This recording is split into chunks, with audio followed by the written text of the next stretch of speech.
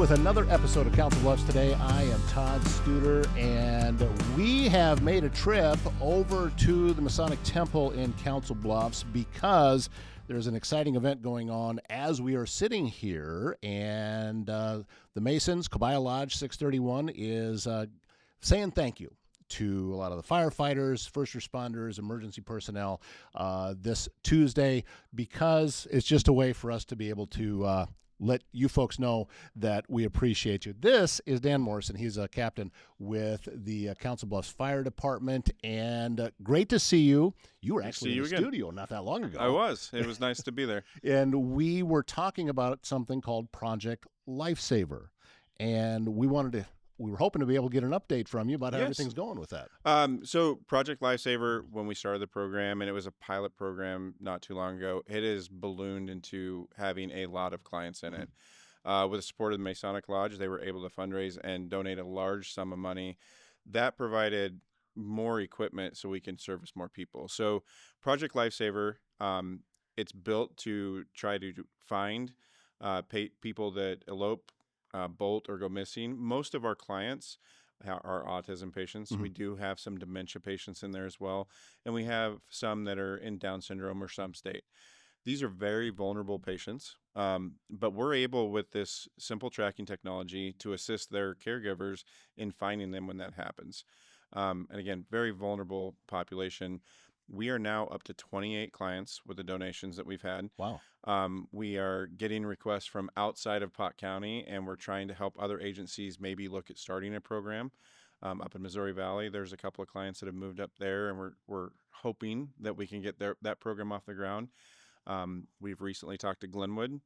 They have a program. They weren't aware that we had started, so now we're hoping to be able to provide mutual aid if they have a problem with one of their clients going missing, so we can bring more resources into play. So it's really exploded on the western half of the state here around Council Bluffs and Pot County in what we're able to do. And a lot of that's due to the donations from the Masonic Lodge. It provided a very needed funding gap when we were completely run out of transmitters and receivers. So these transmitters and receivers that you're talking about, this is actually fairly old technology. Absolutely. So this technology is simple radio technology. It's been around since World War I, probably. It doesn't require cell phone, doesn't require GPS. It is literally just a small transmitter that pings at their radio frequency. Every one of our clients have their own frequency, so we know when that person goes missing, we can hone into their frequency and help locate them really quickly. In training, we just brought several of Oakland Fire Department members up into our search group. They were able to find all of the transmitters that we were pushing them on, and we pushed them pretty hard. They were able to find them in under 20 minutes. So, and that was, we went to other towns, McClelland, you name it. We went, and I was not easy to find, so they were trying to find me, and they were able to find it very quickly and easily. Talk about the reason for the speed, because it's important that you're able to find these folks quickly. Absolutely. So when we think about our autistic community, our Down syndrome, and especially our dementia patients, they don't have a lot of self-survivable. Over 24 hours, the survival, if we go on beyond 24 hours of them missing, we have a 60% mortality rate. Wow. So it is imperative that we find them very quickly. They don't have a lot of self-preservation. They don't understand that, hey, I need to wear layers when it's cold or it's hot. I don't need to go there. Many of them have an affinity for water, even though they can't necessarily swim but they like water. So again, not a lot of self-preservation. It's incredibly important we find them very quickly. Have you had to actually use a real world yet with the program? Have you put it into place, or has it just been training so far? We've had one call out since we started the program, and their family was able to find them before we got on scene. One of the things that talking to parents, because they have to come in for battery changes every 55 days. Okay. It's the relief on the parents' faces knowing that there's somebody there to back them up. A lot of them have been going completely on their own, trying to keep their child that likes to, wander for no other reason. They just go. Seeing that relief on their face has been amazing. We've had, like I said, one call out where we were spun up and we were moving in the direction and they were able to find them quickly. We've had two others that we've talked to throughout battery changes that they probably should have called us. They waited a little bit and they were able to find them.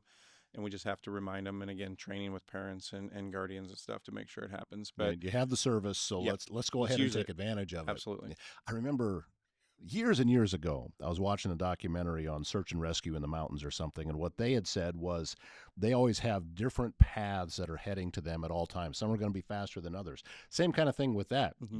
They were able to find them before Yes. you got there, but still, it's important because that has already started. Yes. Yeah, because time is of essence. It does take us a while to get the team together and spin up. Adding Oakland as a group that can search has been huge because they live in that community and they're right there. Most of us, if we're off duty, it's going to take us 10, 15 minutes to be able to get to that area. And because Pot County is so large and it is so wide, it may take us a while to get to where that person is. We have people all the way over on the western or eastern side of the county. Well, you get over that far, things get a little flatter. Yeah. But on the western side of the county, it's pretty hilly. Absolutely. And there is so many different little places that someone could be. They're not hiding. They just got into a place where they don't know how to get out again. And that's where all of this really is key. Absolutely. So a lot of our training, we've done several trainings with Hitchcock Park because the terrain is very hard to get into. It's very wooded. Using terrain to our advantage and getting some height is always a good thing. But approaching from different angles. I mean, when we come in, we don't all start at the same point. We come in from and try to make the circle smaller as we come in to help find these people. If you have a leak, a clogged drain, or even if you're planning a big remodel, Waldstein Plumbing in Council Bluffs has you covered. With fast, reliable service and expert craftsmanship, handling everything from small repairs to major installations. They're locally owned and trusted and take pride in doing the job right the first time. Residential or commercial, big or small, when plumbing problems strike, they're the ones to call. Visit waldsteinplumbing.com. Good mornings start with peace of mind. My Nurse Healthcare provides professional in-home support where it matters most, helping individuals maintain comfort, dignity, and independence in their daily lives. Their experienced nursing team focuses on personalized care, clear communication, and supporting families through every step of the process. It is healthcare built on trust, compassion, and real relationships. Learn more at mynursehealthcare.com. You talked about the relief on some of the parents or the caregivers' faces, knowing that it's there. How has the process been of getting folks who should be signed up for this program, getting them signed up? So word of mouth has been a big part of it. The Autism Council in Omaha was where a lot of this started. Omaha had their program before we did. We'd never heard of it before. It was brought into the sheriff's department, and then everybody kind of jumped on board. And having a joint operation between Council Bluffs Police Department, our fire department, and then Pot County Sheriff's, we get a lot more word of mouth. We have several kids that attend the autism classes at different schools inside of CB schools. And more parents are becoming aware of it just through that and seeing the program and talking about it. Our next step is to try to get out and educate not only those classrooms and the teachers in there, but also some of the parents that could benefit from it that aren't seeing that benefit right now. So it's just going to be kind of a slow build and Yep. getting more and more people involved with this. And of course, the Masons were able to make a donation with this, but it's going to be an ongoing thing. Absolutely. This everything takes money, and It so does. to be able to continue to fund this project, Mhm. what kind of things have you been working on? So we keep asking for donations and trying to get them. It's about $400 to get a child or an individual into our program. It is no cost to that family. So we do that completely by donations to be able to put a transmitter on that child. We have enough supplies to change out batteries and change out Mhm. bands. We have plenty of those, and we can usually find some money to cover that. But it's the transmitters themselves that are the large cost. When you get 28 clients, and it was a very rapid buildup to get to that, we were a little panicking on, hey, I don't know that we can take anybody else. The donation from the Masons made that happen to where we can. And we can expand another, I believe, 6 clients right now and still be able to absorb it. We are going to constantly have to be seeking donations from everywhere else to keep building the program. And some of that may be working with other partners throughout the community, between different foundations at the hospitals and other groups that have donated money in the past. and keeping going and asking them, hey, can you give us a little bit more? We have more people wanting to use the program. You kind of hinted at it already that Omaha already had it. We didn't Hmm. have it here, but this is not just an Omaha, Council Bluffs, Potawatomi County thing. No, It's widespread. absolutely. So, just in our region, Omaha, Sarpy County, Lincoln, Nebraska, us, and Glenwood all have a program. Um, if you go to Project Lifesaver, they actually have maps, and it tells you what areas have programs. Some of our clients and that we have can actually look at where they want to go on vacation, knowing that there is that backup role because this works anywhere. It's a Mhm. simple radio technology. Interesting, Disney World, Disneyland, they have Project Lifesaver programs inside the park. Um, your child goes missing in the park, they can activate their teams and they can help find the child quickly. So, it's meant to really assist the parents in having that backup role, but then be able to give quality of life to some of these individuals too. So, being able to visit some of those places is really important. Is that is it something that if a family knows and they have someone in Project Lifesaver, they need to notify the area first? No, no, not necessarily. We have people travel all the time. They go out of town for, I think we just had one said they'd gone to California and LA has a large program. Um, they don't need to notify us when they're in. If we have somebody from the outside area coming in, hopefully they know we have a Project Mhm. Lifesaver. When they call into our 911 center, they simply tell them, "Hey, I have a Project Lifesaver.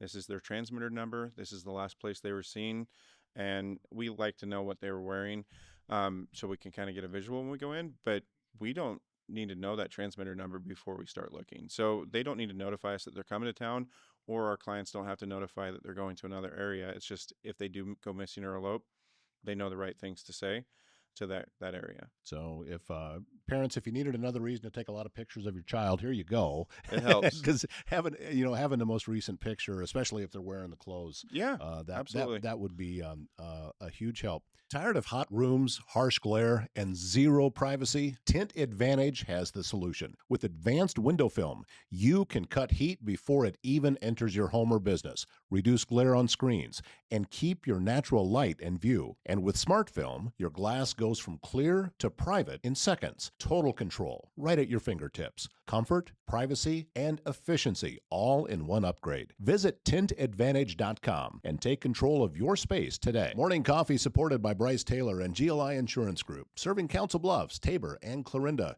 Springtime in Iowa. A good time to take 5 minutes and make sure your home, vehicles, and anything you're pulling out for warmer weather are properly covered. Bryce and the GLI team live and work right here in our communities and are always happy to help you head into spring with confidence.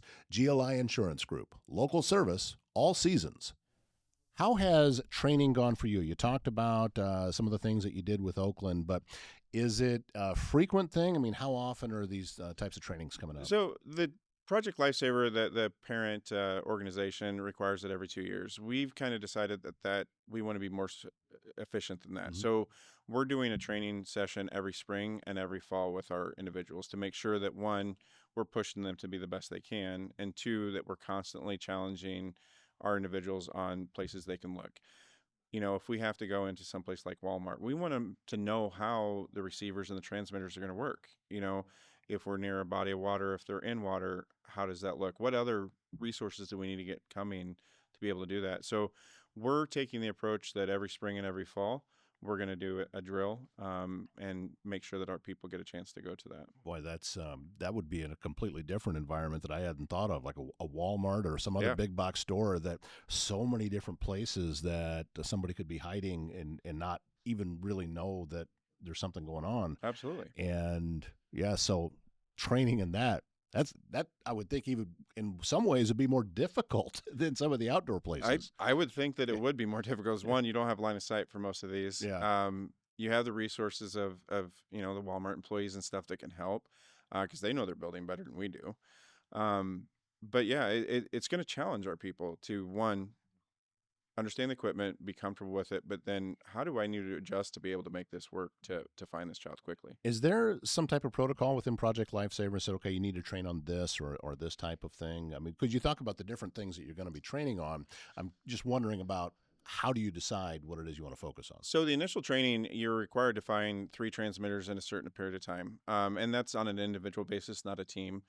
Once we get moving forward, we do everything in teams. I mean, fire department can't, cook dinner without having a buddy helping you do it. So, um, we do everything together. And especially with our law enforcement partners, when you get really in that search mode, you're looking at the equipment and you're not looking up. It's really easy to step off a curb into traffic. So we always go in groups of 2 at the Hmm. least. Um, but as far as the training goes, they still have to every 2 years they'll have to find those 3 transmitters, and they're not really that far apart, but it's a matter of changing directions. Am I going around this? Am I looking at a different way?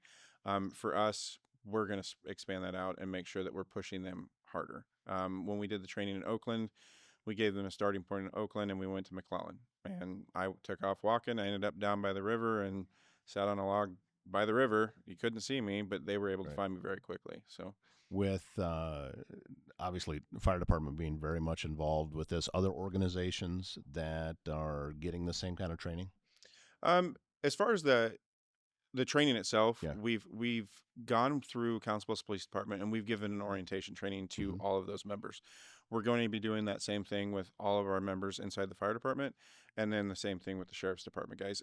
Not necessarily that need to be trained on how to do the searches, but what support mechanisms do we need if we are searching, and hopefully interest some of them to become search specialists as well. So That it sounds like it'd be a great thing to get on a list of qualifications that absolutely, somebody who should it's a have great with this. program. Yeah, absolutely. And I'm happy that the Masons were able to just it's a small thing. Raising some money is a small thing. You guys are doing the yeoman's work with all of this, but we're grateful that we now have this in our area. Helps a very vulnerable population, and their caregivers feel a little bit safer Yes, and a little more comfortable knowing that this is in place. So Dan, thank you so much for your thank you. time. Grateful that you came over and willing to sit down and give us a little bit of an update.